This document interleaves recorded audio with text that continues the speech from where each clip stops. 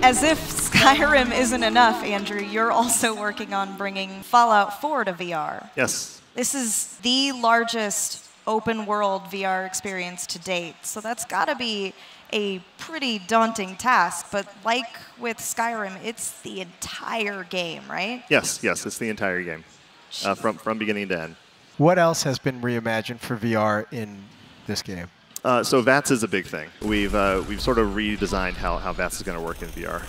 In Fallout 4, you queue up your shots, and then a playback camera plays, which shows all the carnage. But that takes camera movement away from the player, and that sort of thing can make you feel pretty uncomfortable in VR.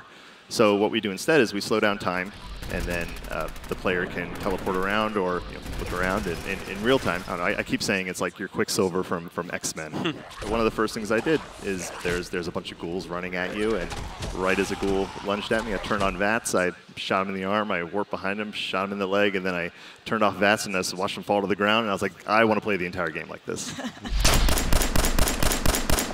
What else has changed about combat? I'm specifically pretty curious about the power armor. We've reworked the power armor HUD, so when you get in the power armor, you can actually sort of tell where it would be in the helmet if you had the helmet on, which was pretty cool to be able to do. It felt more realistic, more immersive. When you turn on the power armor Pip-Boy, it's right there. And aside from that, we actually scale the player up when they're in the power armor, so you feel more powerful. And combat in general, we're supporting using melee weapons, and assuming you don't have anybody around you, you can swing that bat around and tear people apart. It's great.